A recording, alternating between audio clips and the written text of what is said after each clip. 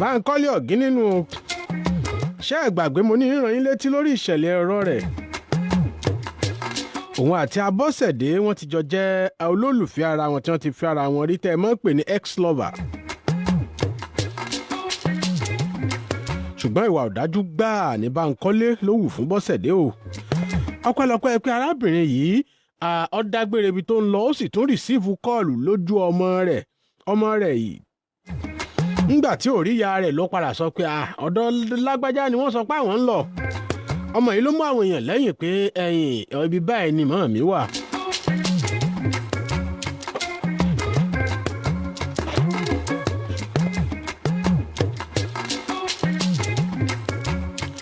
Joel ṣe fún mi mo kí yín.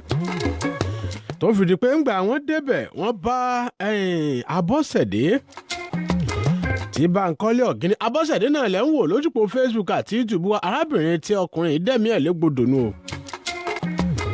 Àwòrán tá a padà rí gbà tó gbẹ̀mí rẹ̀ tán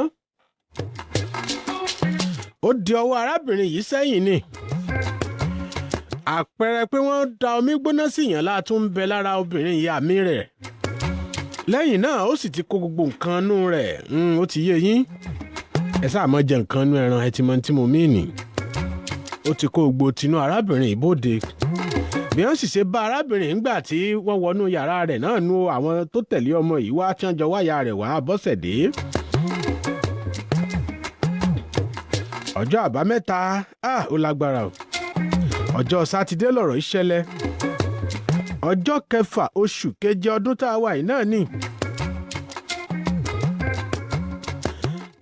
Àwọn ọlọ́pàá wọ́n gbègbèsẹ̀ wọ́n ti ṣẹ́ wọn bí iṣẹ́ wọn fi sáàmọ́. Ibẹ̀ wọ́n ti bí léèrè pé kí ló rí lọ́bẹ̀ gan-an tó fi wà rọ́wọ́. Bàbá ètò ẹ ṣeun a dúpẹ́ inú mi dùn ẹ ṣe gan-an ni. Àwọn náà ń gba àwọn gbúrò mi lórí àsàlátù àwa láàárọ̀ àwọn náà pè ẹ ṣeun. Mo mọ rírì gbogbo yín ìfẹ́ ò ní tán láàrin wa. Ojú òní tìyẹn ní nìkan ṣayé yín. Ẹ já gbọ́n tí Bankole Oginni tó sọ. Ọ̀rọ̀ rùn. Pẹ̀lú tí Bankole tún sọ yìí tá à ń gbọ́ létẹ̀sí ni pé àwọn mọ̀lẹ́bí àwọn èèyàn Bankole bóyá àwọn tí ń lò bóyá àwọn tí ń ránṣẹ́ wọ́n ti ń wá gbogbo ọ̀nà láti yọ kúrò láhàámọ́ ọlọ́pàá o. Ẹ dákun ṣèwádìí ìparí náà ni. Ó mọ̀ tí lé lóṣù kan tọ́rọ̀ yìí ti ṣẹlẹ̀ báyìí. Bó bá jẹ́ pé ọ̀rọ̀ àwọn ọlọ́pàá ni ó gbá létí àbí ní àbùlá ṣoṣo ní jábọ́ tì ní wọn. Onídìjọ́ kejì tí wọ́n ègbó ń tàn lọ ilé ẹjọ́. Bó bá sì jẹ́ pé àwọn ẹni tó jẹ́ pé èèyàn ńlá èèyàn kànrin ni wọ́n ṣe nǹkan sí ọ̀rọ̀ ó ti délé ẹjọ́. Sákàtà iléeṣẹ́ ọlọ́pàá náà wà ní Bankole Oginni wà láti bí oṣù kan. Ariwo tí àwọn mọ̀lẹ́bí rẹ̀ tí wọ́n Abosede tó pa tí wọ́n fi bọ́ọ̀nù ní ìsìn báyìí ni wípé àwọn ọkọ̀ dẹ̀ndẹ̀dẹ̀ndẹ̀ yìí ni wọ́n lọ ń kí Bankole lágọ̀ọ́ ọlọ́pàá tí wọ́n lọ rìn gbóúnjẹ fún o. Tó sì ṣeé ṣe tó yẹ kí wọ́n máa wá gbogbo ọ̀nà láti yọ Bankole. Ẹni tó di ọwọ́ èèyàn sẹ́yìn ọ̀pá nífọ̀nàfọ̀nṣù àpá bíi pé wọ́n dùnyàn lọ́rùn ń bẹ lọ́rùn obìnrin yìí. Àdáwòrán yóò ṣe é fi hàn níṣẹ́. Àmì wípé ó dàmí gbóná sí i là ń bẹ lára obìnrin yìí.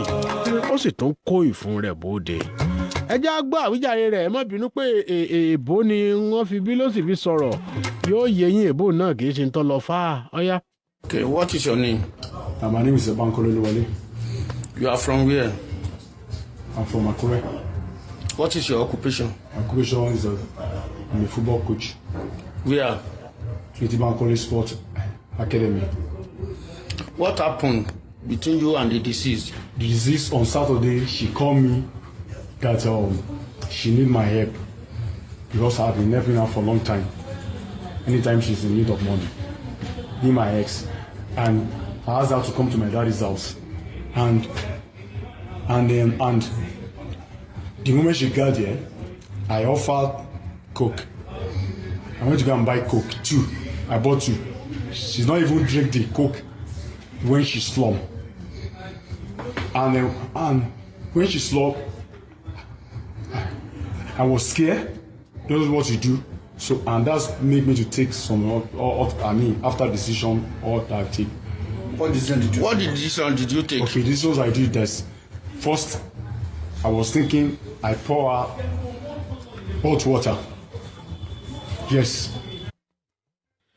ṣé à ń gbọ́ àlàyé búkú ẹ gbọ́rọ̀ búkú tí Bankole Oginni ti ń sọ o ẹ fi gbogbo ìbò kọ rẹ nǹkan kan ṣé tó ń ṣe ẹ fi yùn lẹ̀ nǹkan àkọ́tọ́ ọkọ sọ ni wípé obìnrin yìí òun ń ra ẹlẹ́rìndòdò fún méjì lòun rà kóun ó mú kan kóun náà ó mú kan pé àwọn ti fẹ́ra rí òun sì mọ̀ràn lọ́wọ́ gbogbo ìgbà tó bá ti nílò owó náà ló béèrè tó ní kó wá bá òun lé bàbá òun ní agbègbè ti Òkè Àró l'Àkúrẹ́ ó dé òun fún ní ẹlẹ́rìndòdò kò mọ ẹlẹ́rìndòdò yìí gan tó fi ṣubú lulẹ̀ túmọ̀ slum nu èbó ń lè fẹ́ le díẹ̀ slum tó sọ ọ́nù pé slum pé ó ṣubú nù o ọwọ́ ṣubú ẹ̀rú wá bà òun ọmọ tóun ó ṣe ọba lọ gbómi gbóná àbí ẹjá tẹ̀ wájú. Pour out water with the hope that she will wake up. Because I was. With your knowledge as a coach, Yes, sir. I know that you know at least first stage. Yes, yes. If somebody slump, is hot water is the normal thing to pour? Yes, sir. I'll give out the cold water because I was thinking maybe it's giving. Yeah, yes, of course. Yeah, of course. I first give out cold water. Answer the question. Yeah, okay, the question. Is the hot water was the right thing to do to pour on the person that slumped? The answer is either yes or no. No. Okay, apart from that one, yes. Apart from that one, why did you tie the legs and the hand? Thank you, sir. It's like when the whole thing that happened, and I was very scared. Doesn't know what to do again. I'm the one that tied the legs. Then I also cut it. I thought maybe I can go and put it somewhere because I was scared. Okay, when you scared, why did you open the stomach? You dissect the stomach and you remove the intestine. To do what and why? Sir. You didn't cut any other part than the intestine and the private parts. Somebody that's scared about somebody died, can that person open the stomach of somebody and remove the intestine? Sir, it's because I was very scared. I was perplexed and I was afraid of the police. So Okay. that's why I do this. Okay, the wound in your mouth Yes. and in your head, Yes. in your forehead, It was when and the leg as well. Yes, okay. What happened? it was when the people came, his brother came, and some of the well-wishers, they don't attack me in the leg. I mean, in the. Because Yeah, when they saw you, yeah. they saw that you have the wound and you have other blood in your body. No. Why? I did not have any. What happened is that when they came, they are the one that attacked me in the head that I'm having this. Where did they arrest you? My daddy's house. When the incident happened, where are your parents? My parent is a trader, so Where are they when they are they in the market. in the night? No, this thing happened 1 o'clock, so they came. 1 back from the o'clock night. when? 1 o'clock in the afternoon. So my parents came back by 8 As o'clock well? in my daddy's house. In your own house. Where was the daddy house located? Danjuma side. That is your own house. The children, they said that you called their mother yesterday, Huh? and you called their mother yesterday. That's what the children they are here now. They say you called their mother yesterday. She was okay, sir. She was the first to call me. What time?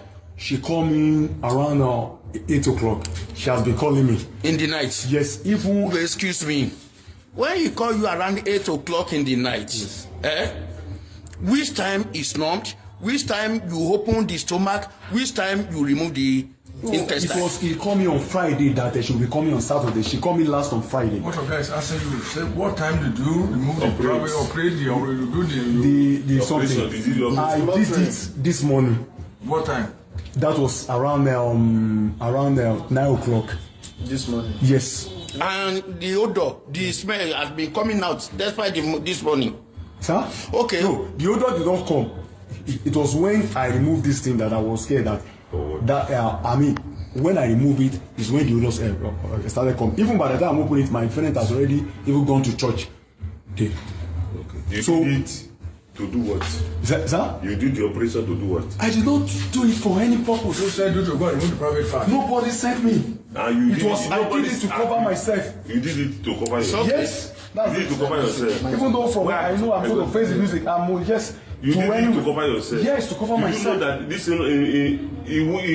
it's a wounded something for you. Yes, of course I know. You deliberately. No, You did it intentionally.